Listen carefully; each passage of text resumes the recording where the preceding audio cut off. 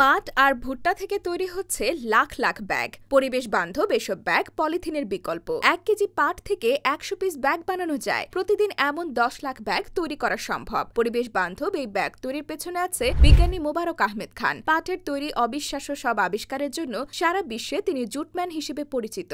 পাটের তৈরি ব্যাগ ব্যবহারের পর এগুলো মাটিতে ফেললে মাটির সঙ্গে মিশে জৈব সার হয়ে মাটির উর্বরতা বৃদ্ধি করবে। রাস্তাঘাটে ফেললে সেটা ড্রেনে পৌঁছালেও জলাবদ্ধতা সৃষ্টি হবে না, কারণ কিছুদিন পরই জলের সাথে মিশে মাছের খাদ্যে পরিণত হবে। এ তো গেল পরিবেশের উপকারিতা। পাটের তৈরি এসব ব্যাগ থেকে বিপুল পরিমাণ বৈদেশিক মুদ্রা আসবে। ইউরোপ আমেরিকায় সোনালী ব্যাগের চাহিদা আকাশচুম্বী। সোনালী ব্যাগের কারণে পাটের স্বর্ণযুগ ফিরে আসবে। কৃষকেরা পাট উৎপাদনে উৎসাহী হবে। তৈরি হবে কর্মসংস্থান। 2016 সালে বিজ্ঞানী ডক্টর মোবারক আহমদ খান পাটের তৈরি ব্যাগ আবিষ্কার করেন। বর্তমানে ঢাকার ডেমরায় শীতলক্ষা নদীর তীরে সরকারি লতিফ বাওয়ানি জুট মিলে সীমিত পরিসরে চলছে সোনালী ব্যাগের উৎপাদন। বর্তমানে কারখানায় কাজ করছেন 2 বিজ্ঞানী সহ কয়েকজন শ্রমিক। বড় পরিসরে সোনালী ব্যাগের উৎপাদন শুরু হলে পাটের ঐতিহ্য ফিরে আসা শুধু সময়ের ব্যাপার। পাটের মতো ভুট্টা থেকেও পরিবেশ বান্ধব ব্যাগ তৈরি হচ্ছে। ভুট্টার স্টার্চ থেকে এমন পচনশীল এসব ব্যাগ তৈরি করে সাড়া ফেলে দিয়েছেন রাজশাহীর উদ্যোক্তা ইফতেখারুল হক। নিজের প্রতিষ্ঠানে তৈরি হাজার হাজার ব্যাগ এখন বিদেশেও রপ্তানি করছেন তিনি।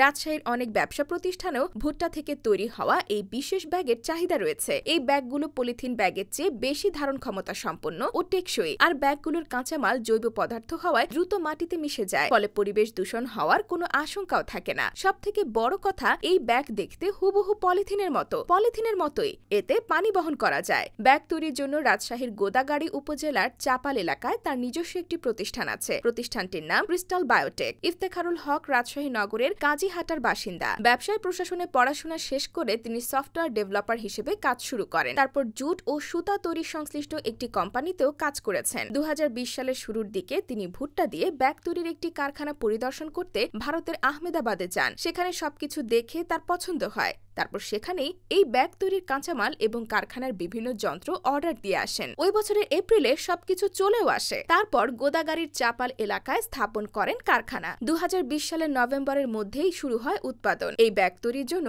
মসুর ডালের মতো সাদা সাদা একটি কাঁচামাল ভারত থেকে আমদানি করতে হয়। এই বায়োপ্লাস্টিকই ব্যাগ তৈরির একমাত্র উপাদান। এটিতে থাকা ক্যালসিয়াম কার্বনেট, PLA, PBAT এবং ভুট্টার দানার ভেতরের সাদা অংশ। তাই ব্যাগটি ভুট্টার ব্যাগ হিসেবেই পরিচিতি পেয়েছে। ব্যাগ তৈরির ওই কাঁচামালটিতে ওয়ান স্টার্চ সহ আরও কিছু বায়োম্যাটেরিয়াল থাকে। বর্তমানে ইফতেখারুলের কারখানায় 8 জন কর্মী ব্যাগ তৈরি করে যাচ্ছেন। কারখানার যন্ত্রাংশে প্রতিদিন 2 লাখ পিস বা 2 টন ব্যাগ উৎপাদন সম্ভব। এখন উৎপাদন হচ্ছে 30,000 পিস। বায়োটেক ব্যাগের দাম অবশ্য পলিথিনের চেয়ে কিছুটা বেশি। 1 কেজি পণ্য রাখা যায় এমন ব্যাগ কারখানা থেকে বিক্রি করা হয় প্রতি পিস 2 টাকা। এছাড়া 1.5 কেজির ব্যাগ 3 টাকা ও 3 কেজির ব্যাগ 5 টাকায় বিক্রি করা হয় কারখানা থেকে। শুরুর দিকে ইফতেখারুল হক শুধু রাজধানীর বাজারেই এই ব্যাগ দিতেন। দিনে দিনে তার পরিবেশ বান্ধব এই ব্যাগের কথা ছড়িয়ে পড়ে। বাড়তে থাকে চাহিদা। এখন দেশের নানা প্রান্ত থেকেই কারখানায় অর্ডার আসছে। শুধু তাই নয়, ইতোমধ্যে দুবাইয়ে রপ্তানি হয়েছে এই ব্যাগ। আমেরিকা, কানাডা, ইংল্যান্ড ও নেদারল্যান্ডে নমুনা পাঠানো হয়েছে। রপ্তানির বিষয়ে চলছে আলোচনা।